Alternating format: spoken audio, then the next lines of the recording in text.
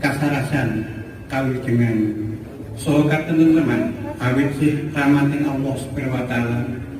mugi tansah kapatekaken dumateng panjenengan sedaya dalasan nuwun para sesepuh pinisepuh ingkang medhat binektenan para tamu senedahan ingkang winengku ing pakurmatan kula ingkang sinaraya Bapak Jigianto sekalian keparengna matur ingkang sepisan ngaturaken pambagya wilujeng sarta ngaturaken panuwun ingkang tanpa pepindhan awit panjenengan sadaya sampun kersa melokaken rawuh wonten ing papan pahargyan menika ingkang saestu damel gembiraning nala